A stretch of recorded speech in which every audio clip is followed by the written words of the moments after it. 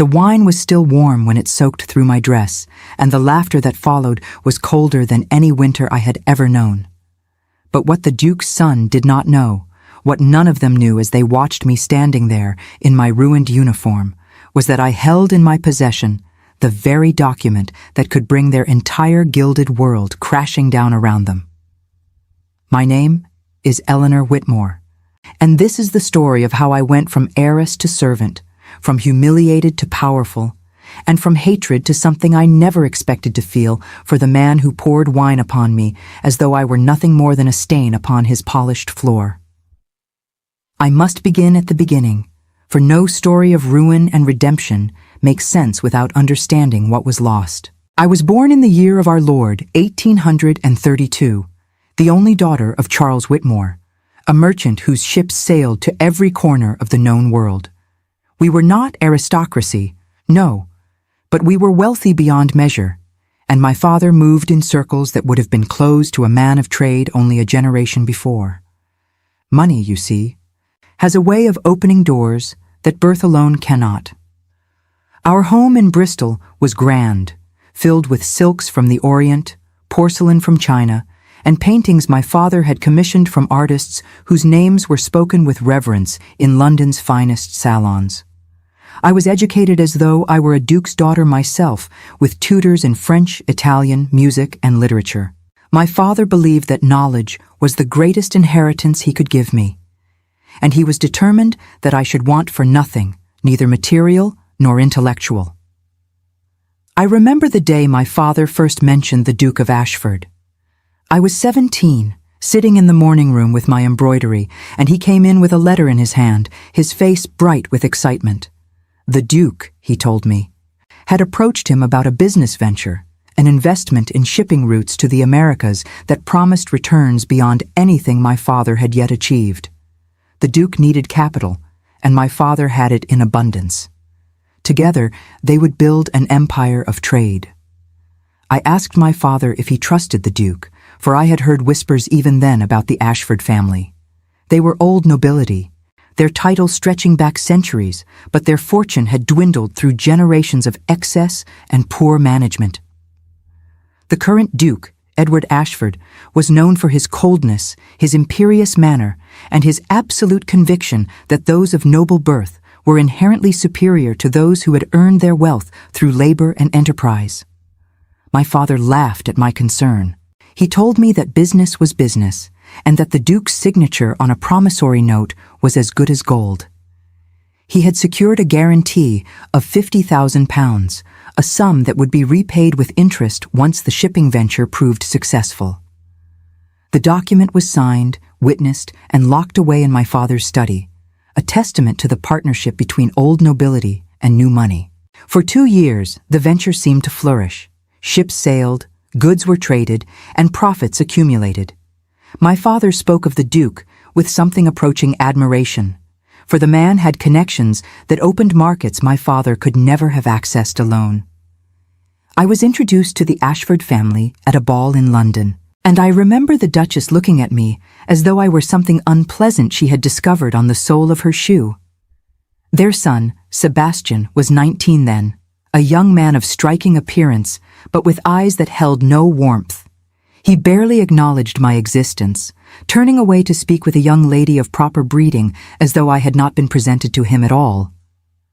I should have known then what they truly thought of us, but I was young, and I believed in my father's judgment, and I trusted that the bonds of business would hold firm against the prejudices of class. The collapse came suddenly, as such things often do. A ship was lost at sea, then another, then a third. The insurance did not cover the losses, for there were clauses my father had not fully understood, clauses that the Duke's solicitors had inserted with careful precision. Within 6 months, my father had lost nearly everything he had invested in the venture. He went to the Duke, promissory note in hand, asking for the £50,000 he was owed, the guarantee that would allow him to rebuild. The Duke refused. He claimed the note was void, that the terms had not been met, that my father had failed to uphold his end of the agreement. His solicitors produced documents, counter-arguments, and legal threats that would have cost my father more to fight than the debt itself was worth. The Duke knew this, of course. He had planned it from the beginning. He had used my father's capital, extracted every ounce of value from it, and then discarded him like a broken tool. My father fought as long as he could, but the stress and the shame were too much for his heart to bear. He died in the spring of 1853, 6 months after the Duke's betrayal, leaving me alone in a world that had no place for a merchant's daughter without a fortune to recommend her. Our home was sold to pay the remaining debts. The silks, the porcelain, the paintings, all of it went to creditors who circled like vultures over my father's corpse. I was left with nothing but the clothes on my back, a few pieces of my mother's jewelry, and one document that I had saved from the wreckage. The promissory note. I had found it in my father's study the night before the solicitors came to take inventory. Something told me to hide it, to keep it safe, to trust no one with its existence. I sewed it into the lining of my traveling case, and there it remained through all the years that followed, a secret I carried with me like a coal against my heart. For 2 years, I survived as best I could. I worked as a governess for a family in Hampshire, teaching their daughters French and music while enduring the casual cruelties of their mother, who never let me forget that I was a servant now, no matter what I had been before. When that position ended, I found another, and then another, each one a little more degrading than the last, each one a reminder of how far I had fallen. It was in the autumn of 1855 that I saw the advertisement in the London paper. Ashford Manor was seeking a parlour maid, someone with education and refinement to serve in the household of the Duke. The irony was not lost on me. The very family that had destroyed my father was now offering me employment, unaware that the merchant's daughter they had ruined still walked the earth. I should have turned away. I should have sought work anywhere else, in any other household, far from the people who had caused me such pain. But something drew me to that advertisement, something I could not name.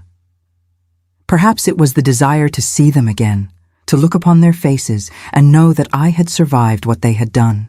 Perhaps it was the hope that I might find some way to use the document I had hidden away, some opportunity to claim what was rightfully mine. Or perhaps it was simply fate, that invisible hand that guides us toward our destinies whether we wish to go or not. I applied for the position under my mother's maiden name, calling myself Eleanor Winters.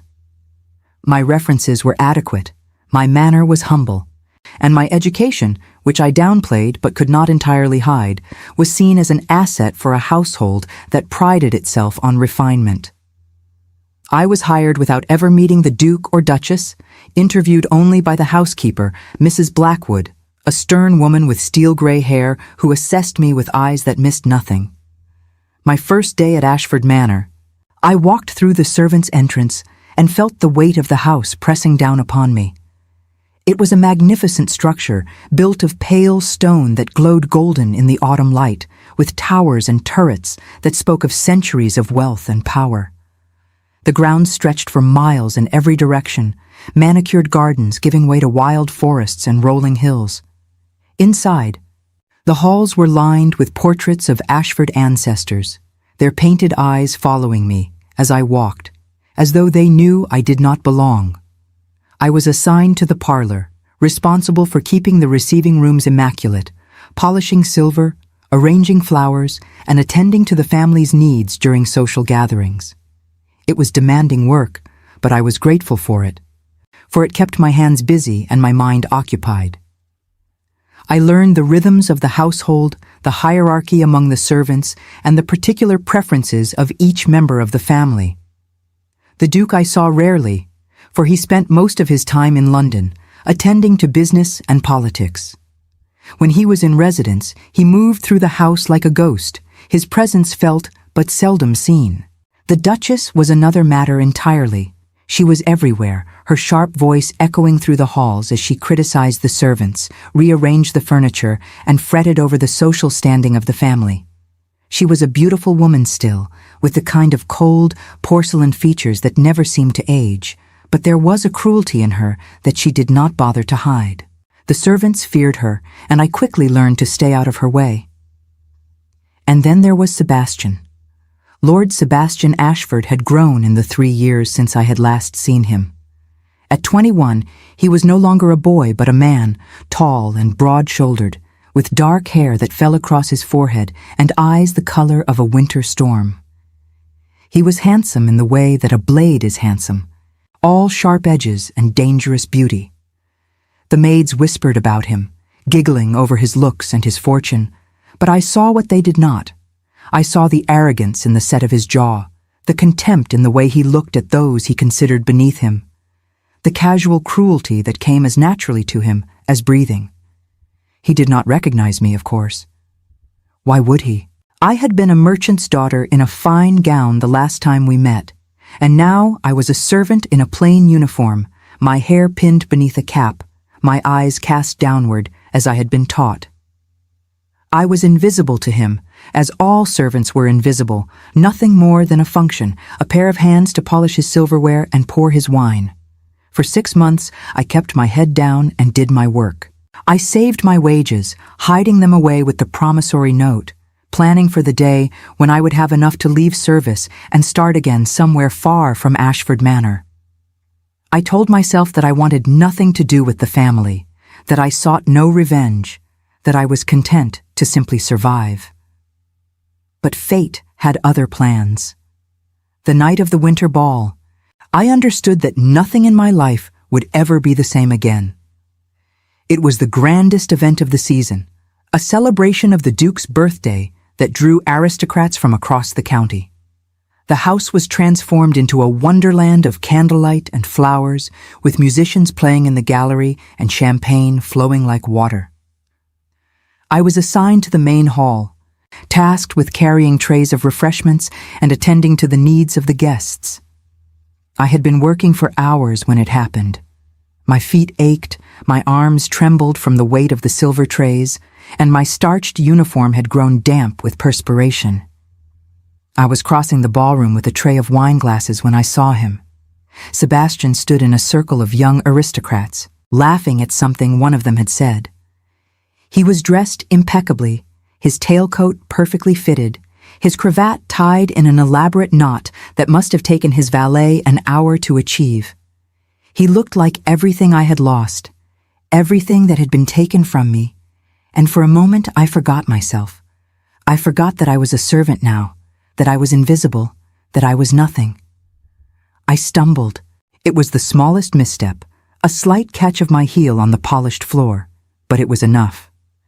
The tray tilted, and a single glass of red wine slid from its surface, spilling across the hem of a young lady's gown. The music did not stop, but it seemed to. The chatter did not cease, but it faded into silence in my ears. The young lady shrieked, looking down at her ruined dress with an expression of horror. Sebastian turned to see what had caused the commotion, and his eyes fell upon me. I expected anger. I expected to be dismissed on the spot. What I did not expect was the smile that spread across his face, a slow, cruel smile that made my blood run cold.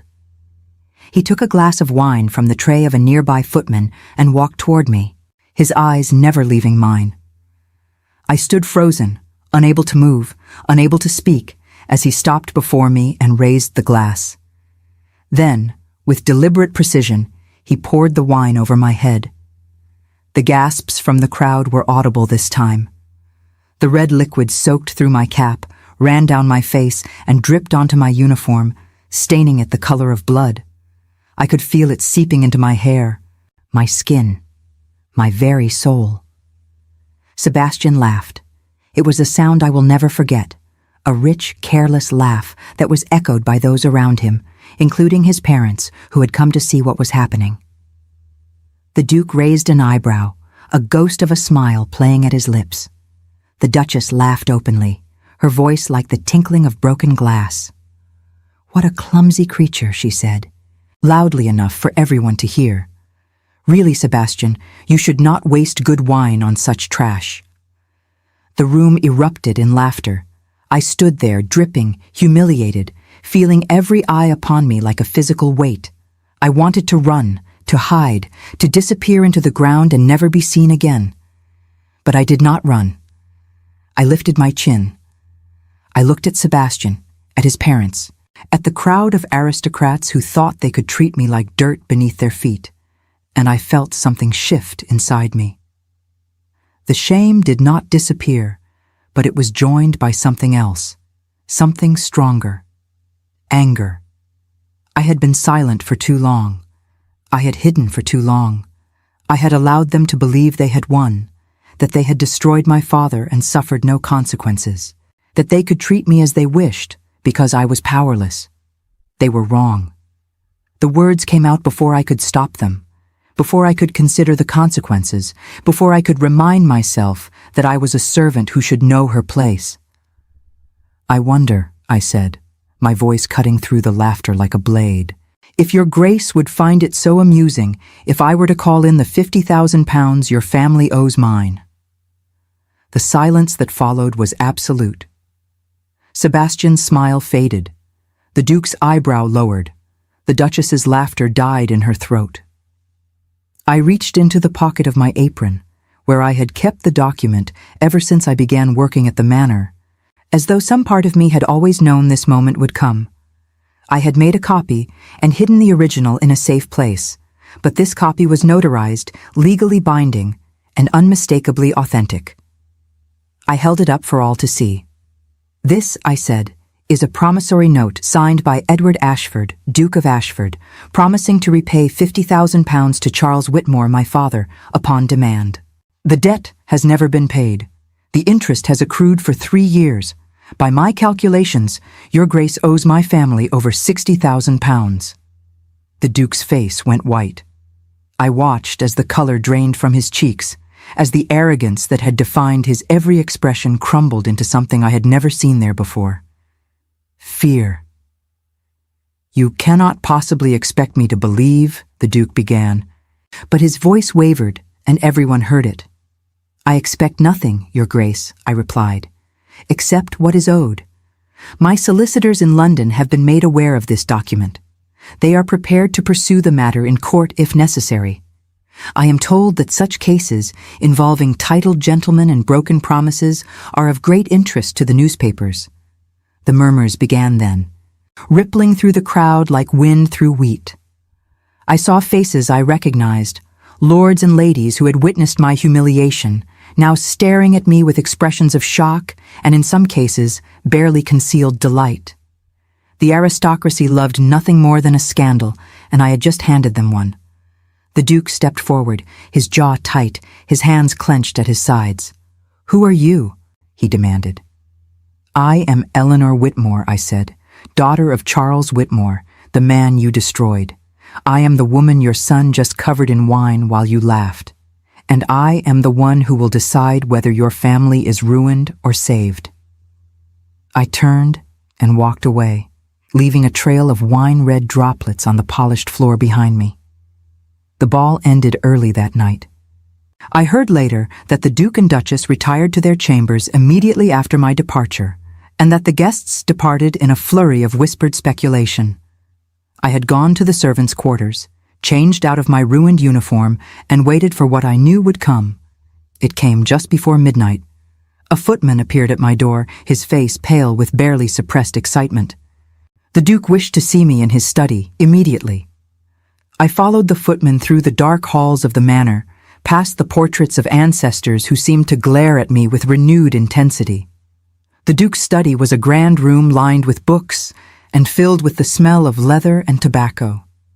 He sat behind his desk, the Duchess standing rigid beside him, and Sebastian stood by the fireplace, his face unreadable.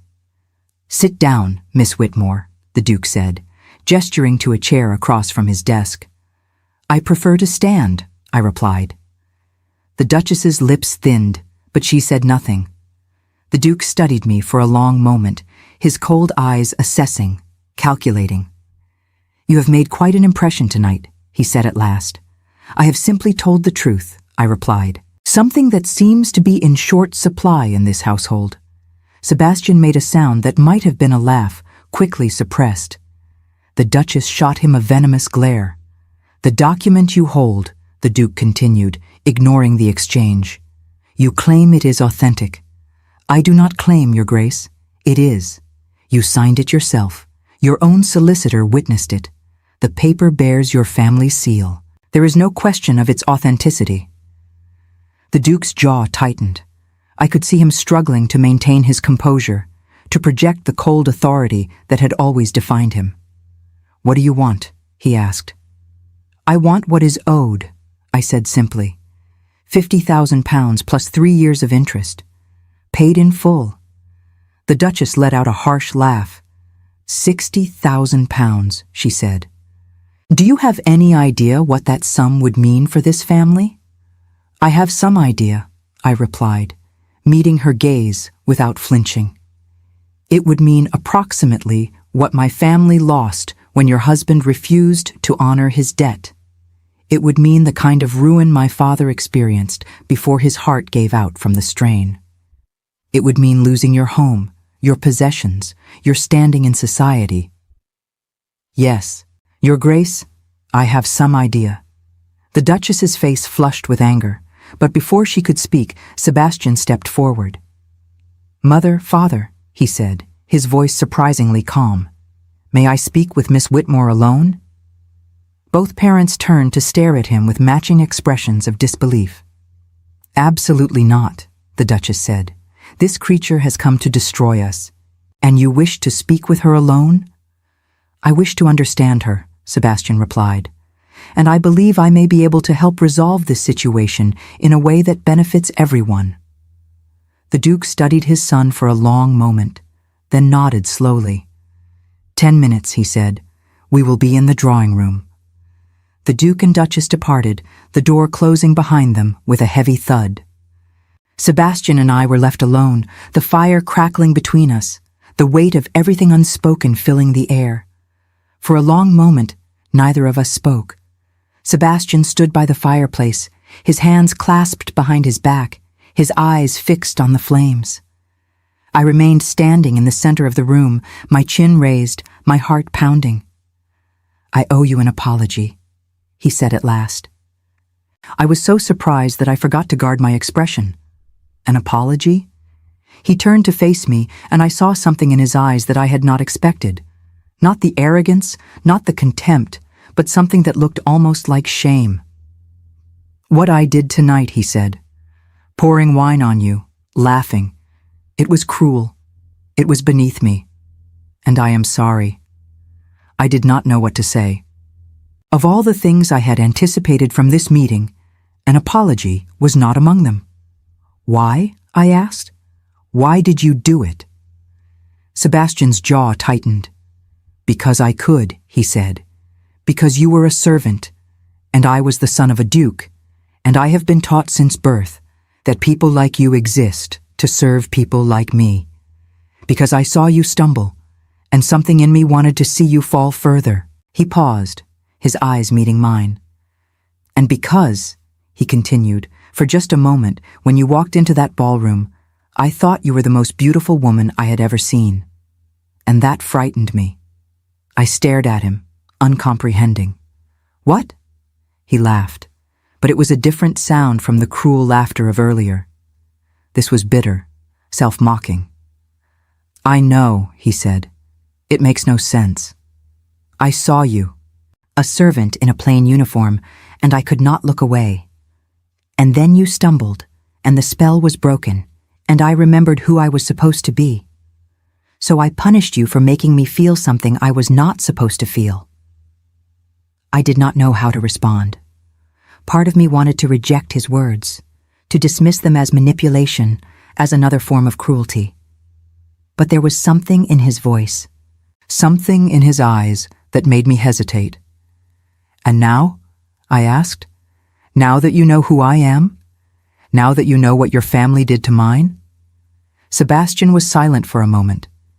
Then he crossed the room and stood before me, close enough that I could see the flecks of silver in his gray eyes. "Now," he said, "I understand why you looked at me with such hatred, and I understand that you have every right to destroy us. But you wish me to spare you," I said. That is why you asked to speak with me alone.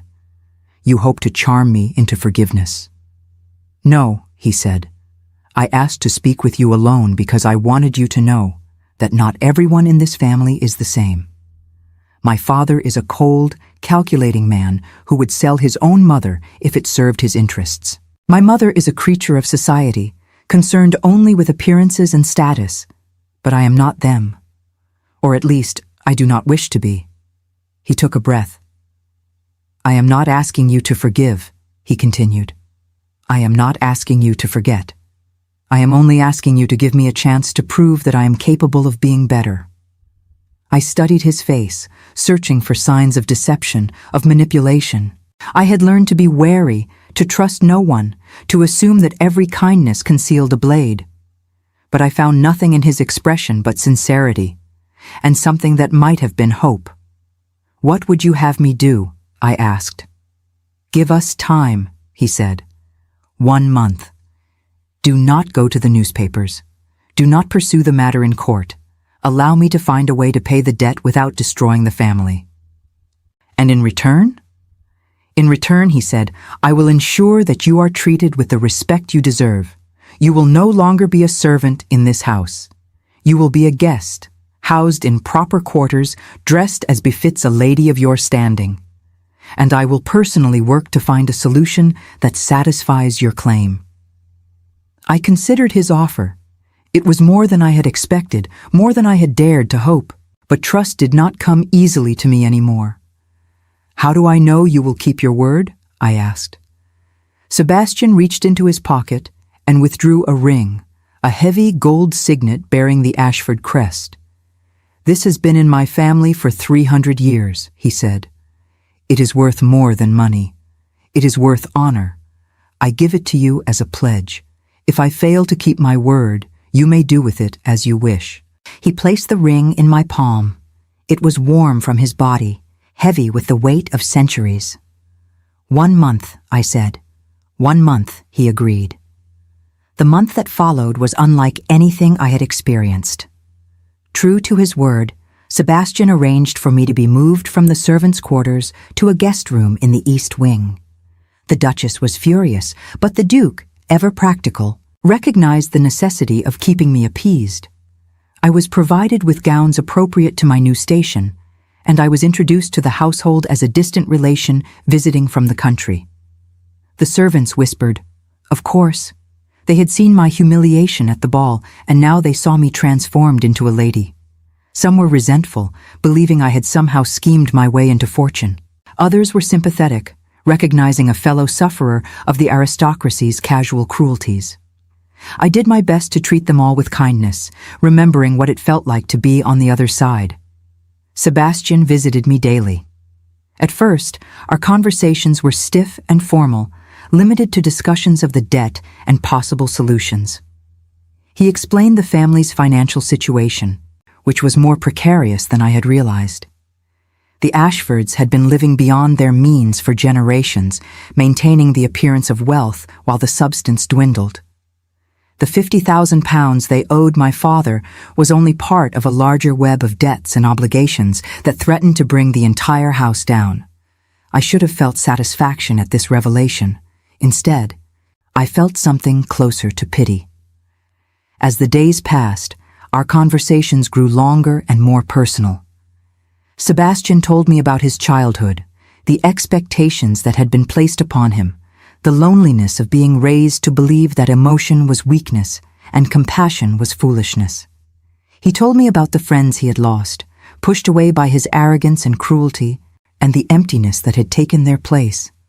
I found myself telling him about my own past, about the happy years before my father's ruin, about the love that had filled our home, about the dreams I had once had for my future. I told him about the dark years that followed, the humiliations I had endured, the moments when I had wanted nothing more than to give up. We were two people who had been shaped by our circumstances, bent by the weight of expectation and loss, and in recognizing each other's pain, we began to see each other as something more than enemies. It happened gradually, so gradually that I did not notice it at first. A lingering glance across the dinner table, a touch that lasted a moment longer than necessary, a smile that softened his features and made him look almost gentle. I was falling in love with Sebastian Ashford. The realization terrified me. This was the man who had poured wine on my head, who had laughed at my humiliation, whose family had destroyed everything I held dear. How could I love him? How could I betray my father's memory so completely? But the heart does not listen to reason. It does not care about the past or the future. It knows only what it feels in the present moment, and what I felt when I was with Sebastian was a warmth I had not known in years. On the 20th day of the month, Sebastian came to me with a proposal. "I have found a way to pay the debt," he said. His face was pale, his expression troubled, "but it will require a sacrifice." "What kind of sacrifice?" I asked. He took a breath. "My father has arranged a marriage for me," he said. "Lady Catherine Pemberton. Her family is wealthy, and her dowry would be more than sufficient to cover what we owe you, with enough left over to stabilize the family's finances." I felt as though I had been struck. A marriage, of course.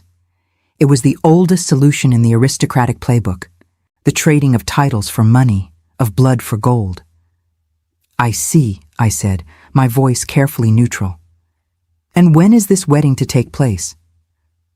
"The contracts are being drawn up now," Sebastian said. "The ceremony would be in the spring." I nodded slowly, fighting to keep my expression composed. "Then our business is concluded," I said. "You will have your money, and I will have my debt repaid. There is nothing more to discuss." "Eleanor," he said, reaching for my hand. I pulled away. "Miss Whitmore," I corrected. "We are not intimates, Lord Sebastian. We never were." The hurt in his eyes was unmistakable, but I hardened my heart against it. What had I expected? That he would choose me over his family's salvation? That love, barely acknowledged, could overcome centuries of tradition and expectation? I was a fool to have hoped. That night, I packed my belongings and prepared to leave Ashford Manor. I had what I wanted. The debt would be paid. My father's honor would be restored. I could start again, somewhere far from here, somewhere I would never have to see Sebastian Ashford's face again. But as I was closing my traveling case, there was a knock at my door. I opened it to find Sebastian standing in the hallway, his hair disheveled, his cravat undone, his eyes wild with an emotion I could not name. "I cannot do it," he said. "Do what?" "Marry her," he said. "I cannot marry Lady Catherine. I cannot spend my life with a woman I do not love while the woman I do love walks away." I stared at him, uncomprehending. "What are you saying?" "I am saying that I love you, Eleanor."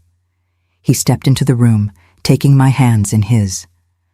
"I am saying that the past month has shown me what my life could be, what I could be, with you beside me. I am saying that I would rather lose everything than lose you." "You cannot mean that," I whispered. "I have never meant anything more." He pulled me close, and his lips met mine in a kiss that erased every doubt, every fear, every rational argument that had been building in my mind. In that moment, there was only him, only me, only the impossible, undeniable truth of what we felt. When we finally parted, I was trembling. "What will we do?" I asked. "Your family, the debt, everything." "We will find a way," he said, "together." The weeks that followed were tumultuous.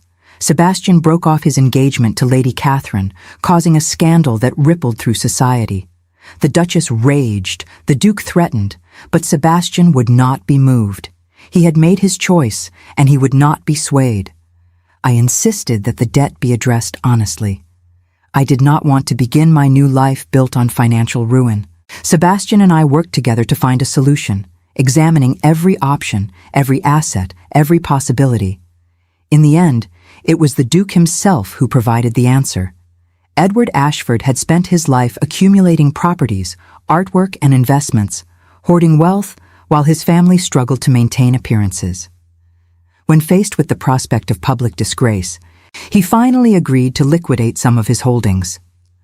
A country estate was sold, along with several valuable paintings and a collection of antiquities.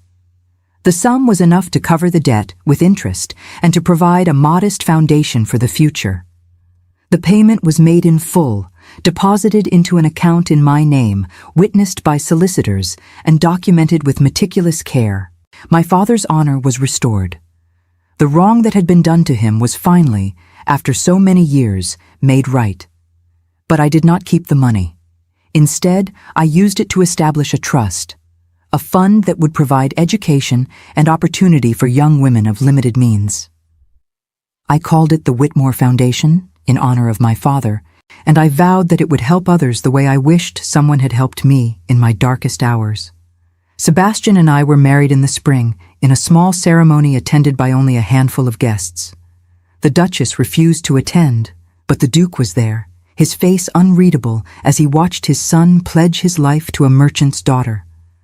I wore a gown of simple white silk, and I carried a bouquet of wildflowers that Sebastian had picked himself from the fields beyond the manor. It was not the grand wedding I might have dreamed of as a girl, but it was perfect. The years that followed were not easy. Society did not readily accept me, and there were many who whispered that I had schemed my way into the Ashford family. The Duchess remained cold, never quite forgiving me for stealing her son. The Duke grew more distant, retreating into his study and his solitude. But Sebastian and I built a life together, a life filled with love and purpose. We traveled, we read, we talked for hours about everything and nothing. He became a different man, kinder and more thoughtful. The cruelty of his youth burned away by the fire of our shared experiences. And I became a different woman, no longer defined by my past, no longer bound by my pain. There were challenges, of course. There were moments of doubt and difficulty. But whenever I felt the weight of the world pressing down upon me, I would look at Sebastian and remember the night he stood in my doorway, wild-eyed and desperate, telling me that he would rather lose everything than lose me.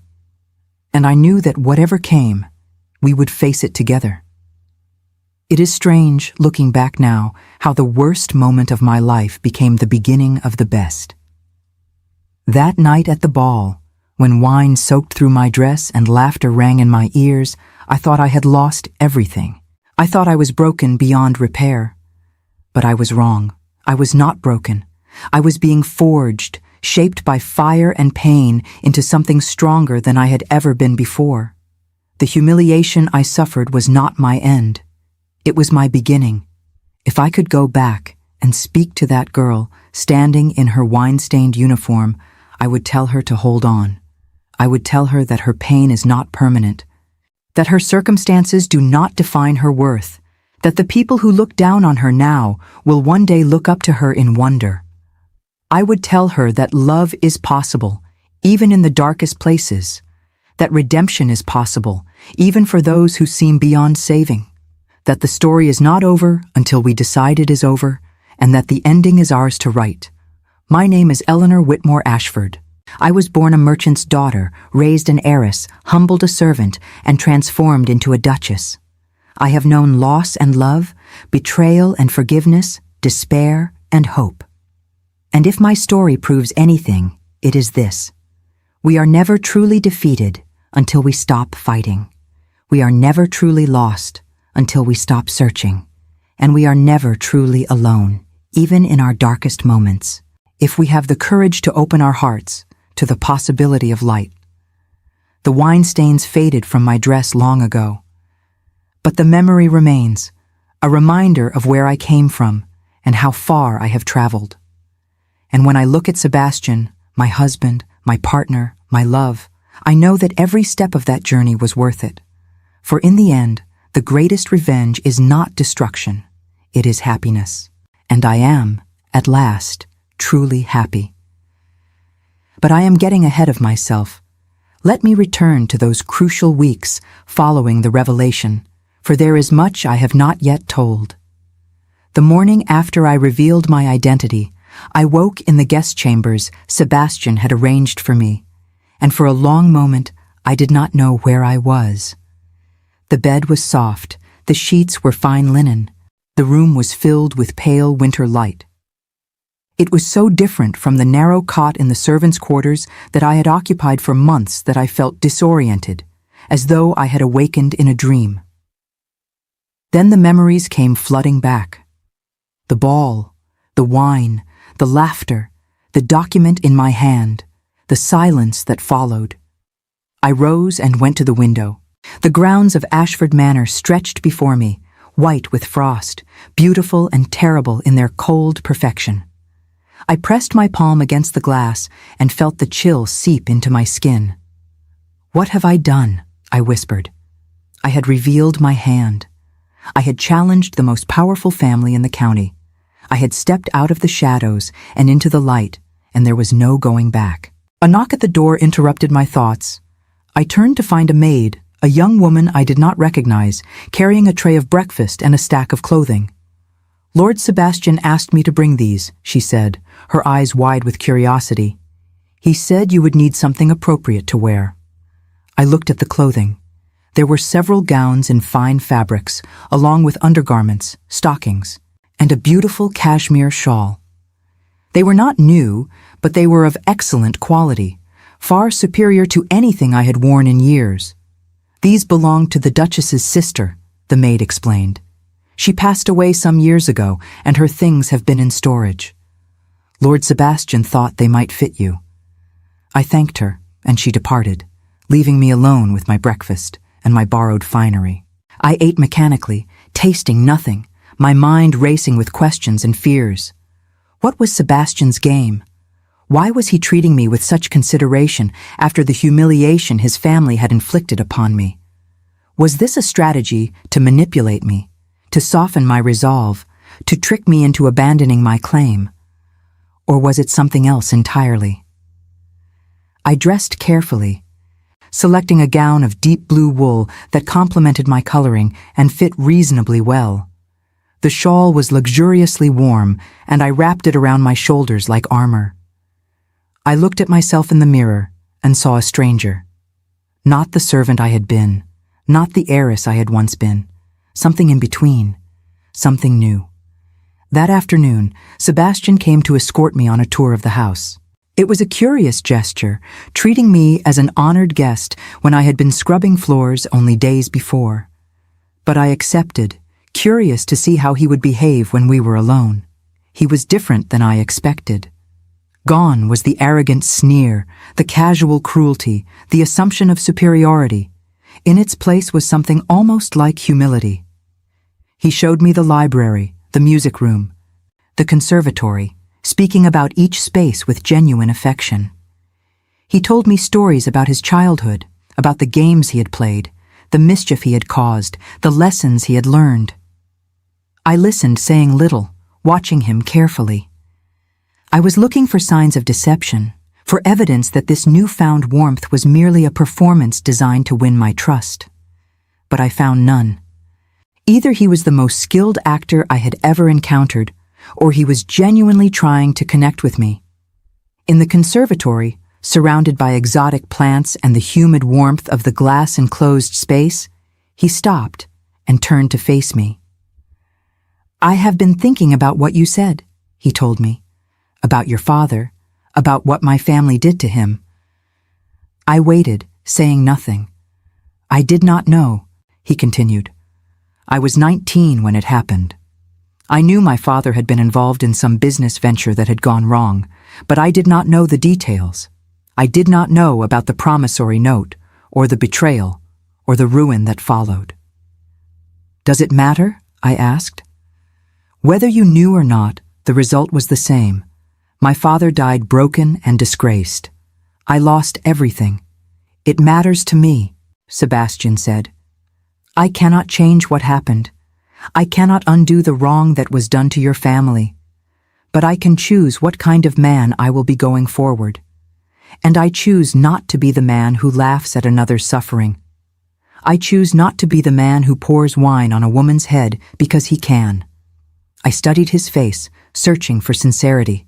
I found it there, in the set of his jaw, in the intensity of his gaze. "Why?" I asked. "Why do you care what I think of you?" He was silent for a long moment. Then he smiled, a small, rueful smile that transformed his features. "I am not certain," he admitted. "I only know that when I saw you standing there in the ballroom, wine dripping from your hair, your chin raised in defiance, I felt something I had never felt before. Shame. True shame. For what I had done. For who I had been. And with the shame came something else. A desire to be better. To be worthy of the look in your eyes." I did not know how to respond. His words were unexpected, disarming. I felt the walls I had built around my heart trembling, and I was not sure whether to reinforce them or let them fall. In the days that followed, Sebastian continued his campaign of kindness. He arranged for me to have access to the library, knowing my love of books. He invited me to dine with the family, though the Duchess made her displeasure clear with every icy glance. He took me riding on the estate, showing me the tenant farms and the wild forests beyond the manicured grounds. I began to see a different side of him. Beneath the arrogance and entitlement, there was intelligence and curiosity. Beneath the cruelty, there was a capacity for compassion that had been buried by years of conditioning. He had been raised to believe that his birth made him better than others, that servants and tradespeople were lesser beings, that kindness was weakness. But those beliefs were not truly his own. They had been imposed upon him by his parents, by society, by the weight of centuries of tradition. And now, for the first time, he was questioning them. I remember a conversation we had one evening in the library. The fire was burning low, the candles casting flickering shadows on the walls, and we were seated in armchairs facing each other, a chessboard between us. "Tell me about your mother," Sebastian said suddenly. I looked up from the board, surprised by the question. "She died when I was young," I said. "I barely remember her." "But you remember something," he pressed gently. "Tell me." I was silent for a moment, allowing the memories to surface. They came in fragments, incomplete and bittersweet. "She had red hair," I said at last, "like autumn leaves, and she smelled of lavender. She used to sing to me at night, old ballads about love and loss. I do not remember the words, but I remember the melody. It was the most beautiful sound in the world." Sebastian listened, his expression soft. "And when she died?" he asked. "I felt as though the sun had gone out," I said. "My father was devastated. He threw himself into his work, building his business, accumulating wealth. I think he believed that if he could just succeed enough, achieve enough, it would somehow make up for losing her. But it did not," Sebastian said. "No, it did not. Nothing could." We sat in silence for a moment, the fire crackling between us. "I never knew my grandfather," Sebastian said finally. "He died before I was born. But my father used to tell me stories about him. He was a kind man, apparently, generous and thoughtful, not at all like my father." "What happened?" I asked. Sebastian shrugged. "Money, responsibility, the weight of expectation. My grandfather was the second son, free to be whatever he wanted. When his brother died and he inherited the title, everything changed. The pressure of maintaining the family's position, of living up to centuries of history, it hardened him. And he raised my father the same way." "And your father raised you," I said. "Yes." Sebastian's voice was quiet. "He taught me that emotion was weakness, that compassion was foolishness, that the only things that mattered were power and position." I believed him for a long time. I did not know any different. And now? Now I am beginning to wonder if everything I was taught was wrong. It was a moment of profound vulnerability, and I found myself moved by it. Here was a man who had been given every advantage, every privilege, every opportunity. And yet, he had been deprived of the things that truly mattered: love, authenticity, the freedom to be himself. In that moment, I understood that Sebastian was as much a prisoner of his circumstances as I had been of mine. Our cages were different, but they were cages nonetheless, and perhaps together we could find a way to break free. The days turned into weeks, and the connection between Sebastian and me deepened. We talked for hours about everything and nothing. We debated philosophy and politics. We read poems aloud to each other. We laughed at ridiculous things and cried at beautiful ones. And slowly, gradually, I felt the ice around my heart beginning to thaw. But I was not naive. I knew that whatever was developing between us was complicated, fraught with danger. Sebastian was the heir to a dukedom, expected to marry a woman of his own class, to produce heirs, to continue the family line. I was a merchant's daughter, a former servant, a woman with a claim against his family that could destroy them all. The practical obstacles were enormous. Society would never accept me. The Duchess would never accept me. The scandal of our association, if it became known, would taint us both beyond redemption. And yet, despite all of this, I could not deny what I felt. When Sebastian entered a room, my heart beat faster. When he smiled at me, I felt a warmth spread through my chest. When his hand accidentally brushed against mine, I felt an electric shock that left me breathless. I was falling in love with him, against all reason, against all wisdom, against everything I had believed about myself and my capacity for forgiveness. And I could see in his eyes that he was falling in love with me too.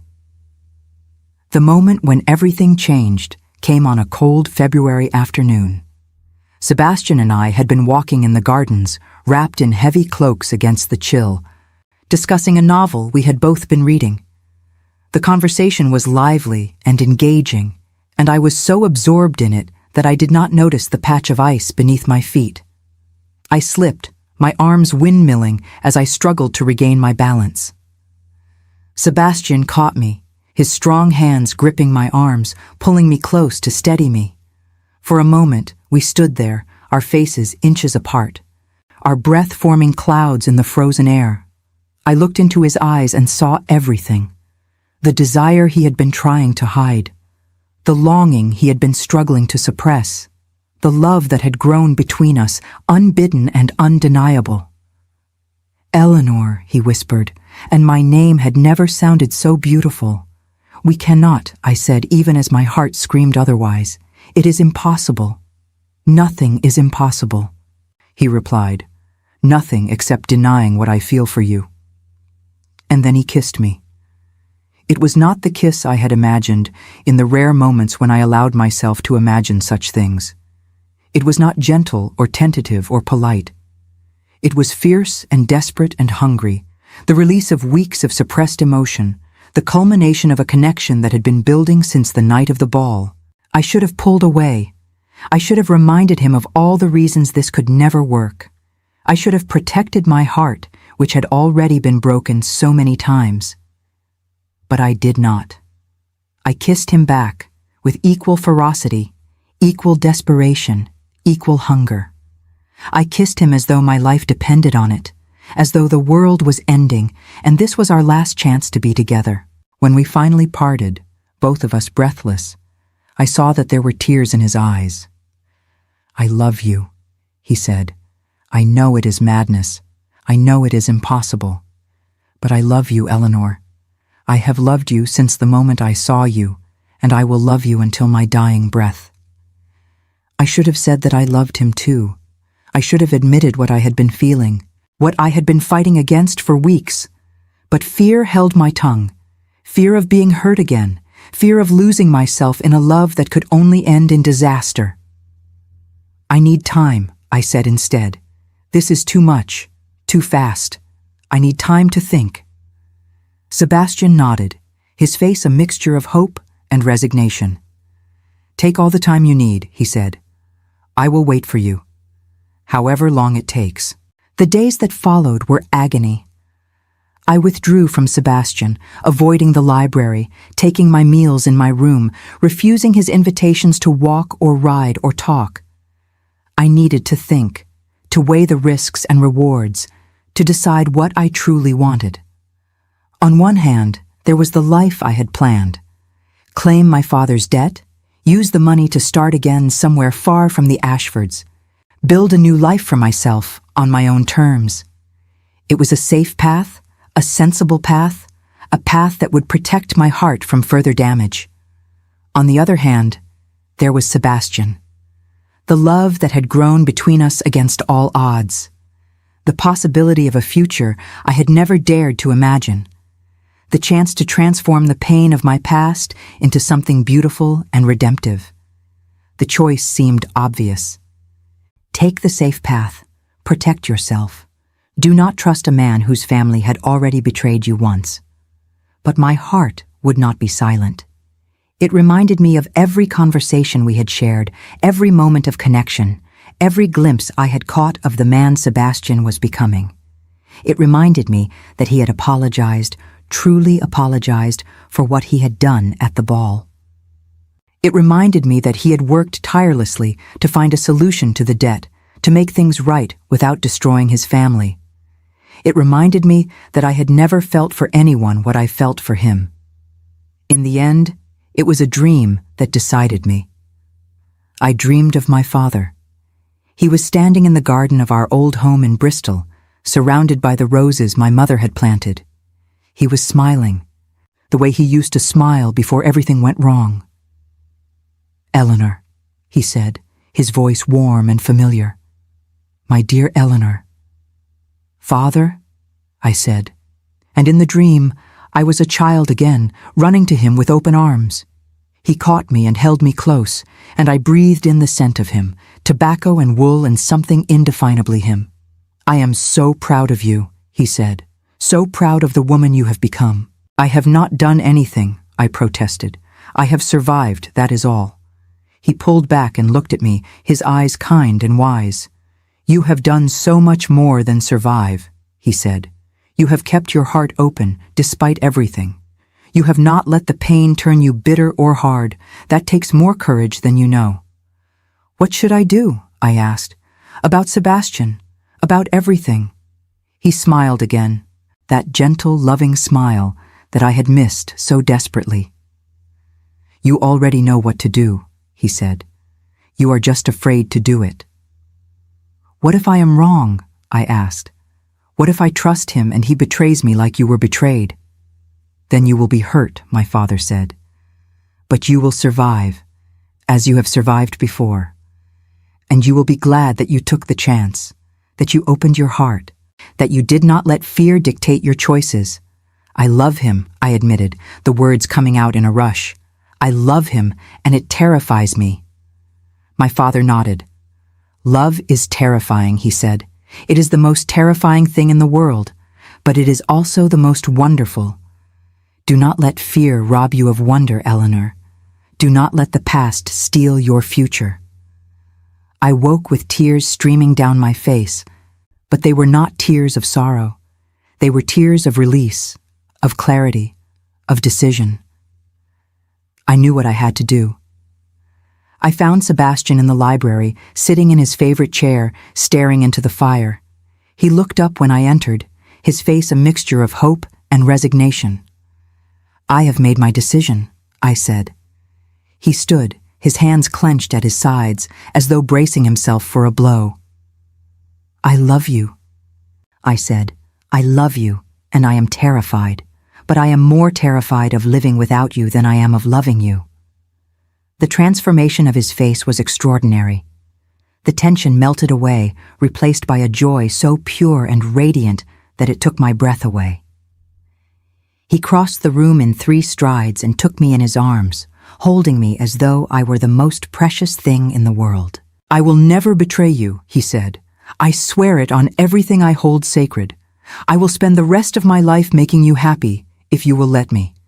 I believed him. Against all reason, against all experience, I believed him. And that belief, that leap of faith, changed everything. Let me tell you about the obstacles we faced, for they were many and formidable. The Duchess was the first and most implacable. When Sebastian informed his parents that he intended to marry me, she flew into a rage the likes of which I had never witnessed. She called me every name imaginable, accused me of scheming and manipulation, threatened to disown Sebastian if he went through with what she called his catastrophic folly. I stood in the doorway of the drawing room and listened to her tirade, my face carefully composed, my heart pounding. I had expected resistance, but the venom in her voice was shocking. To her, I was not merely unsuitable. I was an abomination, a stain on everything the Ashford name represented. Sebastian stood his ground. He told his mother that he loved me, that he intended to marry me, and that nothing she said or did would change his mind. He reminded her that he was of age, that the decision was his to make, and that if she could not accept his choice, he would accept her rejection. The Duchess fell silent, her face white with fury. Then she turned and swept out of the room, her skirts rustling like angry whispers. The Duke was more measured in his response. He called Sebastian into his study the following day and spoke with him for hours. I waited in my room, pacing, imagining every possible outcome. When Sebastian finally came to me, his face was tired but hopeful. "My father is a practical man," he said. "He does not approve of you, but he recognizes that your claim against the family gives you leverage. He would rather have you as a daughter-in-law than as an enemy." "So he consents?" I asked. "He consents, on conditions." Sebastian took my hands in his. "He wants assurances that the debt will be forgiven, that you will not pursue any further claims, and that you will conduct yourself with the dignity expected of a future duchess." I bristled at the implication that I might not know how to conduct myself with dignity, but I swallowed my pride and nodded. "I will agree to his conditions," I said, "as long as he agrees to mine." "Your conditions?" Sebastian looked surprised. "I want the debt acknowledged," I said, "publicly. I want the Duke to admit that he wronged my father, that the promissory note was valid, and that the debt was justly owed. I do not need the money, but I need the truth to be spoken." Sebastian was silent for a long moment. Then he smiled. "I will see what I can do," he said. The negotiation that followed was delicate and complex. The Duke was reluctant to admit any wrongdoing, fearing the damage to his reputation. But Sebastian pressed him, and eventually he agreed to a compromise. He would issue a private statement, witnessed by his solicitors, acknowledging the debt and expressing regret for the circumstances that had led to my father's ruin. The statement would be sealed and held by Sebastian's solicitor, available if I ever needed it, but not made public unless I chose to release it. It was not everything I wanted, but it was enough. My father's name would be cleared, at least in the eyes of those who mattered. The wrong that had been done to him would be acknowledged, if not punished. I signed the documents, forgiving the debt. The Duke signed the statement of acknowledgement. And just like that, the business between our families was concluded. But the business between Sebastian and me was only beginning. The wedding was set for April. It would be a small ceremony, as I had wished, attended only by close family and a few trusted friends. The Duchess refused to participate in the planning, leaving the details to me and to Mrs. Blackwood, the housekeeper, who had warmed to me considerably since my elevation from servant to betrothed. I spent the weeks before the wedding in a whirlwind of activity. There were gowns to be fitted, invitations to be sent, arrangements to be made. I had never organized such an event before, and I found myself grateful for Mrs. Blackwood's expertise and guidance. In the quiet moments, usually late at night, I would sit by the fire in my room and think about everything that had happened. The journey from merchant's daughter to future duchess seemed impossibly strange, like something out of a fairy tale. And yet, it was real. It was happening. In a matter of weeks, I would be Sebastian's wife. The thought filled me with a mixture of joy and terror. Joy because I loved him, truly and completely, in a way I had never loved anyone before. Terror because I knew that our path would not be easy. Society would not accept me readily. There would be whispers and snubs. Cold shoulders and cutting remarks. I would have to prove myself over and over again, worthy of the position I would hold. But I was not afraid of hard work. I had been working hard all my life, and I had something that many duchesses never possessed: the knowledge of what it meant to struggle, to suffer, to rise from the ashes of destruction. I would bring that knowledge to my new role, and I would use it to make a difference. The night before the wedding, Sebastian came to me in the garden. The moon was full, casting silver light over the roses and the paths and the fountain. We walked together in silence for a long while, our hands entwined, our hearts beating in unison. "Are you ready?" he asked finally. I looked up at him, at this man who had transformed from my enemy into my beloved, and I smiled. "I have been ready my whole life," I said.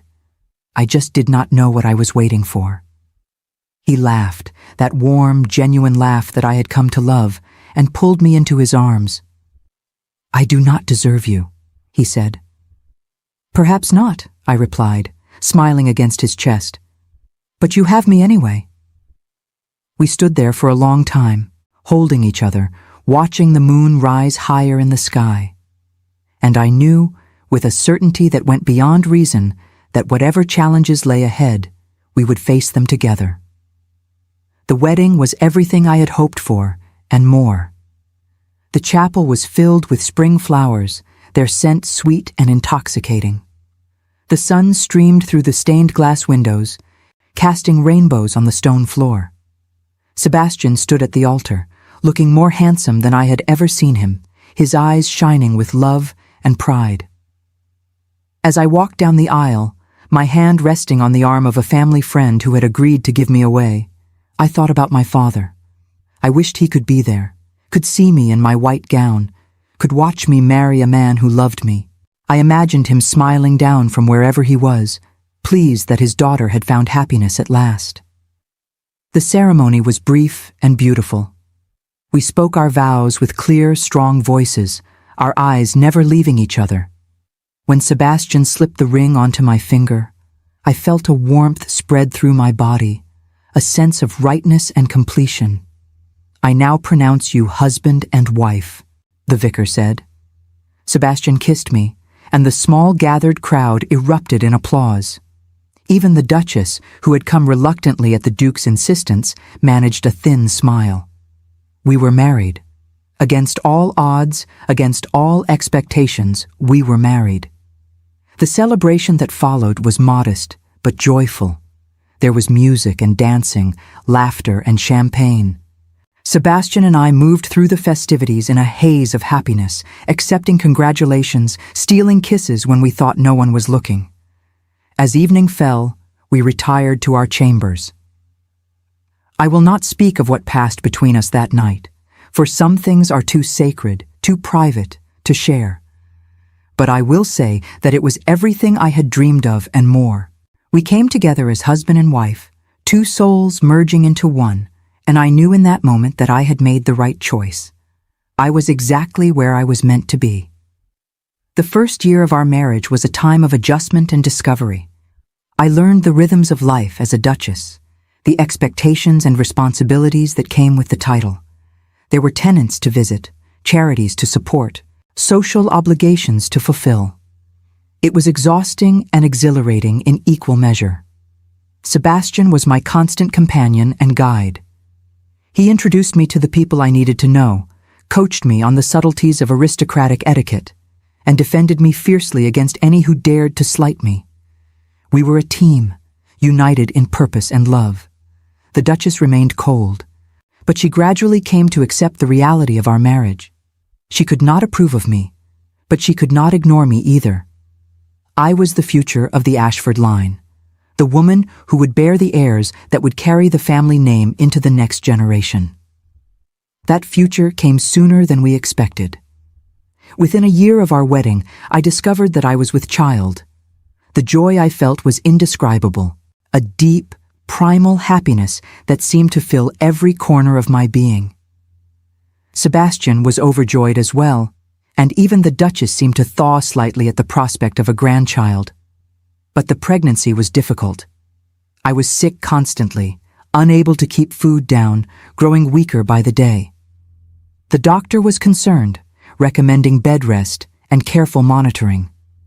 Sebastian hardly left my side, his face drawn with worry, his hands gentle as he tended to me. There were moments when I feared the worst, moments when the pain was so intense, the exhaustion so overwhelming that I wondered if I would survive. But I held on, for Sebastian, for our unborn child, for the future we had fought so hard to create. And in the end, my body found its strength. The sickness passed. The child grew strong within me, and on a bright September morning, I gave birth to a son. We named him Charles, after my father. He had his father's dark hair and his grandmother's eyes, but his smile, Sebastian said, was all mine. I held him in my arms and wept with joy, marveling at the miracle of his existence. This, I thought, is what it was all for. This is why I survived, why I fought, why I refused to give up. For this moment, for this child, for this life. The years that followed were full of blessings. Charles grew into a bright, curious boy, full of questions and adventures. Sebastian was a devoted father, spending hours with his son, teaching him to ride, to read, to see the world with wonder and compassion. We had more children as the years passed, each one a gift, each one a reminder of the love that had brought us together. Our home was filled with laughter and noise, with muddy boots and scattered toys, with all the beautiful chaos of family life. I never forgot where I had come from. Even as I settled into my role as Duchess, even as I grew comfortable with the privileges and responsibilities of my position, I remembered the servant I had been. I remembered the humiliation, the hunger, the bone-deep weariness of endless work, and I vowed that I would never look down on those who served in great houses, never treat them as less than human. The staff at Ashford Manor came to respect me, I think. I was fair and kind, always ready with a word of encouragement or a helping hand. I knew their names, their families, their troubles, and their joys. I was not the cold, distant lady of the house that they had expected. I was something different, something better, I hoped. The Whitmore Foundation became my passion. As my children grew and needed me less, I devoted more and more time to its work. I traveled to the schools we supported, met with the young women whose lives we were helping to transform. Their stories moved me, inspired me, reminded me of why the foundation mattered. One young woman in particular stands out in my memory. Her name was Mary, a factory worker's daughter with a gift for mathematics. She had been identified by one of our teachers as exceptionally talented, but her family could not afford to continue her education. The foundation paid for her schooling, and she went on to become one of the first women to study mathematics at Cambridge. When Mary graduated, she came to visit me at Ashford Manor. She stood in my drawing room, this brilliant young woman who had risen from poverty to academic distinction, and she thanked me for the opportunity I had given her. "It was not I who gave you the opportunity," I told her. "It was you who seized it. All I did was open a door. You walked through it on your own strength." She smiled, that radiant smile that lit up her whole face, and I saw in her everything the foundation was meant to be. A door, an opportunity, a chance for women who had been told they were nothing to discover that they were everything. That is the legacy I am most proud of. Not the title, not the estate, not the social standing, but the doors I have opened, the lives I have touched, the women I have helped to rise. Sebastian understood this, as he understood everything about me. He supported the foundation with his time and his money, accompanying me on my visits, meeting the young women whose lives we were changing. He saw what I saw, the potential in every person, regardless of birth or circumstance. "We are not so different," he said to me once, "you and I. We were both prisoners of our pasts, trapped by expectations we did not choose. And we both found freedom in the end." Yes, I agreed. But you had to learn to see past the privileges of your birth. I had to learn to see past the pain of mine. That is a different kind of prison. He nodded slowly, his expression thoughtful. Perhaps, he said. But the freedom is the same. The choice to be more than what we were made. The choice to become what we were meant to be. I leaned against him, feeling the warmth of his body, the steady beat of his heart. I love you, I said. And I love you, he replied. Always and forever. Always and forever. Those words have been our touchstone through all the years. Through the joys and the sorrows, the triumphs and the challenges, the ordinary days and the extraordinary moments. Always and forever. Many years have passed since that fateful winter ball, and as I sit now in the morning room of our country house, the light falling golden through the windows, I find myself reflecting on all that has changed. The Duke passed away 5 years after our wedding, his health failing rapidly in his final months. I will not pretend that I mourned him as a daughter might mourn a father, for he never offered me the affection or acceptance that would have warranted such grief. But I mourned what he could have been, the relationship we might have had if circumstances had been different. The Duchess lived on for several more years, her bitterness undimmed by time. She never forgave Sebastian for choosing me, and she made certain I knew it with every cold glance, every cutting remark, every deliberate exclusion from family gatherings. But in her final illness, something shifted. She called me to her bedside one afternoon, her face gray against the white pillows, her hands trembling as she reached for mine. I was wrong, she said, the words clearly costing her great effort. About you, about everything. It was not quite an apology, not quite an acceptance, but it was something, and I chose to receive it as the gift it was. Sebastian inherited the title and the estate, becoming the Duke of Ashford in his own right. But he was a different kind of duke than his father had been. He opened the grounds to the tenants, reduced their rents, and invested in improvements that made their lives easier. He supported reforms in Parliament that expanded education and opportunity. He became known as a progressive voice among the aristocracy, a man who believed that privilege came with responsibility. I was proud of him. I am still proud of him. Together, we transformed Ashford Manor from a monument to cold tradition into a warm, welcoming home. We filled it with books and music and laughter. We hosted gatherings not for the purpose of social climbing, but for the genuine pleasure of good company.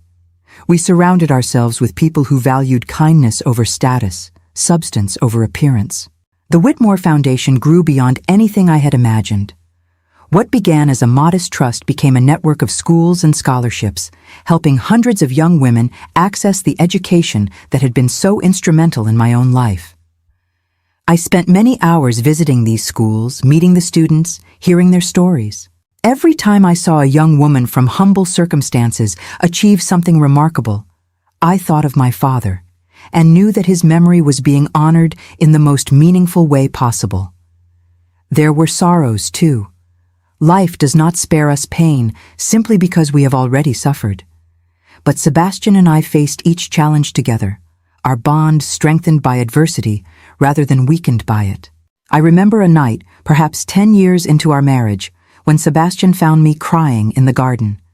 I had received news that an old friend from my days in service had passed away, a woman who had shown me kindness when kindness was rare. The grief was unexpected in its intensity, dredging up memories I had thought long buried. Sebastian sat beside me on the stone bench, his arm around my shoulders, and said nothing for a long while. He did not try to fix my pain or minimize my loss. He simply held me while I wept, his presence a steady anchor in the storm of my emotions. When my tears finally subsided, he pressed a kiss to my forehead and said, "The people we lose never truly leave us. They live on in the ways we have been changed by knowing them." It was such a simple thing to say, but it captured a truth I had been struggling to articulate. My father lived on in my determination to right the wrong that had been done to him. My friend lived on in the compassion I tried to show to others. Every person who had touched my life, for better or worse, had left their mark upon me. I was the sum of all those marks, a tapestry woven from countless threads of experience and relationship. And the pattern that emerged, imperfect and incomplete as it was beautiful in its own way. As I grew older, I began to write down my memories, not for publication, not for posterity, but simply as a way of making sense of my life. The act of putting words to paper helped me understand the shape of my journey, the themes that recurred, the lessons I had learned.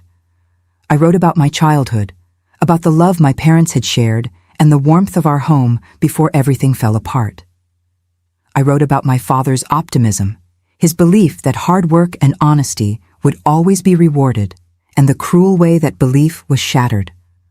I wrote about the dark years, the humiliations I endured, the moments when I wanted to give up. I wrote about the stubborn spark within me that refused to be extinguished, the voice that whispered, "Keep going," even when everything seemed hopeless. I wrote about Ashford Manor, about the strange twist of fate that brought me to the house of my enemies as a servant. I wrote about the winter ball, the wine, the laughter, the moment when I stopped being invisible and became, for better or worse, someone who could not be ignored. I wrote about Sebastian, about my hatred for him, my confusion, my reluctant fascination, and finally, my love. About the way he changed, the way I changed, the way we changed each other, about the life we built together, brick by brick, day by day, from the ruins of our pasts. And I wrote about forgiveness. This, perhaps, was the hardest part to put into words. Forgiveness is not a single moment, not a decision made once and never revisited. It is a practice, a discipline, a choice made over and over again in the face of memory and pain. I had to forgive the Duke for destroying my father. I had to forgive the Duchess for her cruelty and contempt. I had to forgive Sebastian for the wine, the laughter, the casual assumption that I was less than human because of the circumstances of my birth. But most of all, I had to forgive myself. I had to forgive myself for the years I spent in bitterness and resentment, for the energy I wasted on hatred when I could have been building something beautiful, for the moments when I let my pain define me, when I became so focused on what had been taken that I could not see what remained. Forgiveness did not mean forgetting. It did not mean pretending that the wrongs I had suffered did not matter. It meant releasing the hold that those wrongs had on my heart, making space for something other than anger and grief. It meant choosing to live.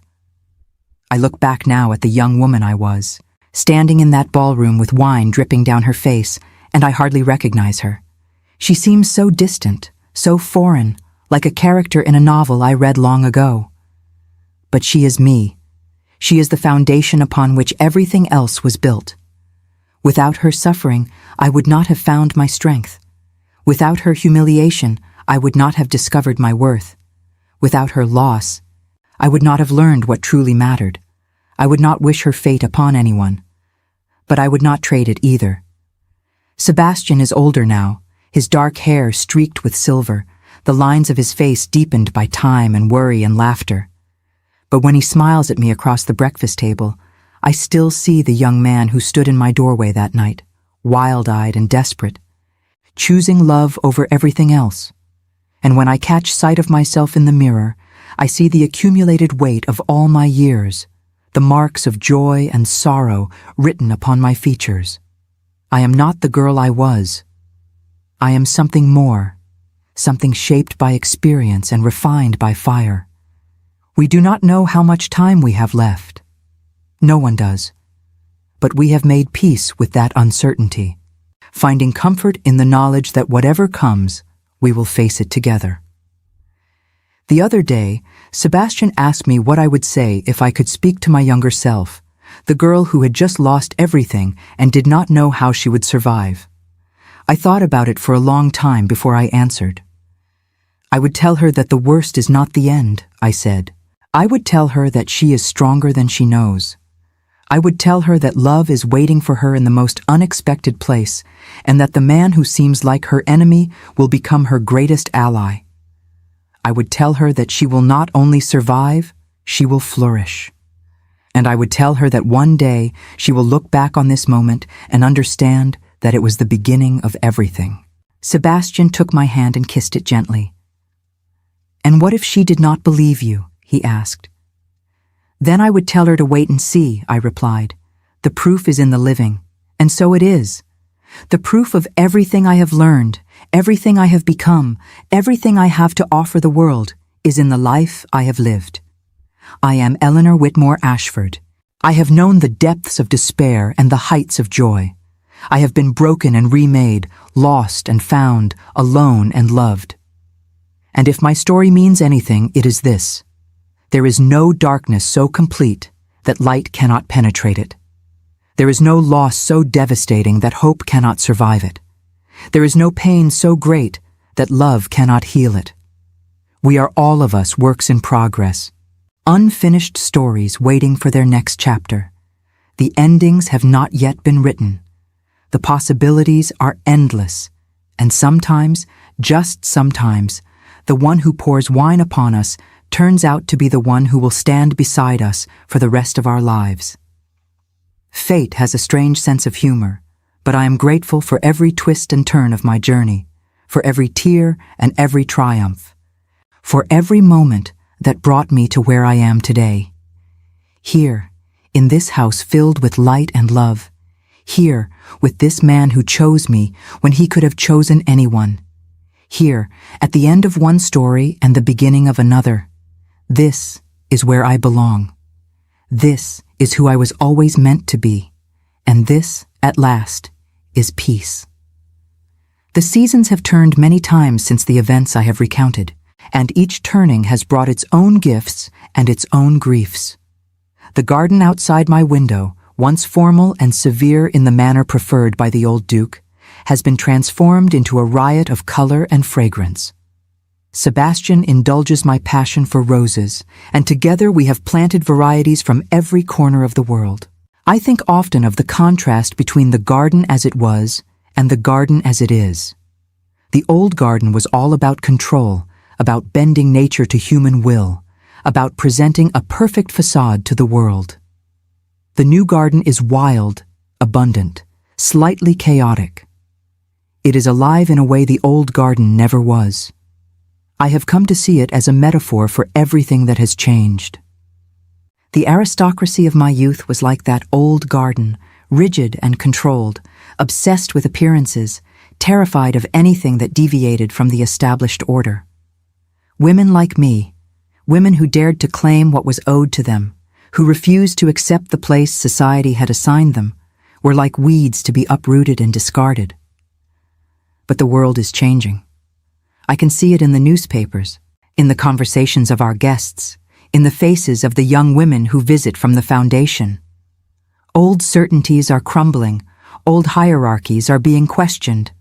The future belongs to those who are willing to plant new seeds, to nurture new growth, to embrace the wild abundance of possibility. I will not live to see that future in its fullness, but I have done what I can to help bring it about. And that is enough. Sebastian and I talk sometimes about what will happen after we are gone. He worries about the estate, about the tenants, about the responsibilities that have been in his family for generations.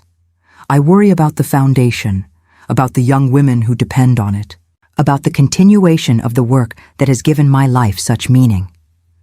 But mostly, we talk about the things that matter more than property or legacy. We talk about the love we have shared, the adventures we have had, the quiet moments of connection that have sustained us through all the years.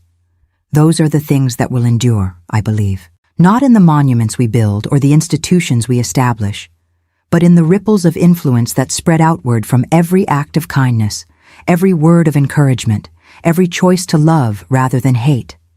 I think of my father, who never lived to see his name cleared or his debt repaid. I think of the hopes he had for me, the dreams he nurtured, the sacrifices he made. He would be proud. I know, not of my title or my wealth, but of the woman I have become, of the way I have used my second chance. I think of my mother, who died when I was young, whose face I can barely remember, but whose presence I still feel in moments of doubt and difficulty.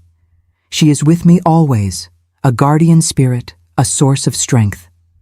And I think of myself, the many selves I have been throughout my life, the happy child, the hopeful girl, the grieving daughter, the struggling servant, the defiant woman, the loving wife. They are all part of me, layers of experience and identity that have built upon each other to create the person I am today. We are not single static beings, I have learned. We are processes, constantly evolving, constantly becoming. The self I am today is not the self I was yesterday, and it is not the self I will be tomorrow. This is not something to fear, but something to celebrate. Every moment is an opportunity for growth, for change, for transformation. Even now, in the twilight of my life, I am still becoming, still learning, still open to the possibility of wonder. Last week, Sebastian and I walked together in the garden as the sun was setting. The light was golden, the air was sweet with the scent of roses, and for a moment, everything was perfect.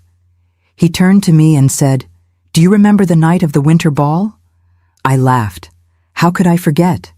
He smiled, that gentle smile that still makes my heart flutter after all these years. "I have thought about that night often," he said, "about what might have happened if I had not poured the wine, if you had not revealed your secret, if everything had unfolded differently." I considered his words carefully. "If you had not poured the wine," I said at last, "I would have continued as a servant in this house. I would have hidden my identity forever. I would never have claimed what was owed to my father. And we would never have found each other." He nodded slowly. "So in a strange way," he said, "the worst thing I ever did led to the best thing that ever happened to me." I took his hand in mine. "That is often how it works," I said. "The moments we think will destroy us turn out to be the moments that save us. The pain we try to avoid turns out to be the path to our greatest joy." He raised my hand to his lips and kissed it softly. "I love you, Eleanor," he said. "I have loved you since the moment I saw you walk into that ballroom, even though I did not know it then. And I will love you until my last breath." Tears pricked at my eyes, but they were tears of happiness. "And I love you," I replied, "despite everything, because of everything." We stood there together as the sun sank below the horizon, painting the sky in shades of orange and pink and purple. The garden around us was alive with the sounds of evening, bird song and rustling leaves, and the distant murmur of water from the fountain. It was a moment of perfect peace, a moment I will carry with me always. This is the ending of my story, though of course it is not truly an ending. Life does not have neat conclusions, tidy resolutions that wrap everything up in a bow. Life is messy and complicated and ongoing, but if I must choose a place to stop, let it be here, in this garden, with this man, in this moment of perfect, fleeting beauty. I have told you of my trials and my triumphs. I have shared with you the darkest chapters of my life and the brightest. I have tried to capture something of the truth of my experience, imperfect and incomplete as that truth must inevitably be. What I hope you take from my story is not a template for your own life. Your path will be different from mine, shaped by your own unique circumstances and choices. What I hope you take instead is a sense of possibility, a belief that no matter how dark things seem, there is always the potential for light, a faith that love, in all its forms, is the most powerful force in the universe. And perhaps, if nothing else, a reminder that the wine stains fade, the laughter dies, the humiliation passes, but we remain. Changed, perhaps, scarred, certainly, but still standing, still fighting, still hoping, still capable of love. My name is Eleanor Whitmore Ashford. This has been my story. And now, whatever your story may be, I wish you courage. I wish you strength.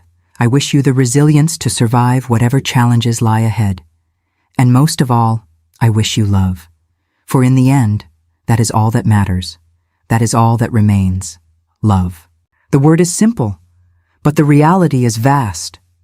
It encompasses everything I have learned, everything I have become, everything I have to give. May you find it. May you nurture it. May you share it freely. And may you never, ever forget that you are worthy of it. The candle on my writing desk is burning low now. The hour is late.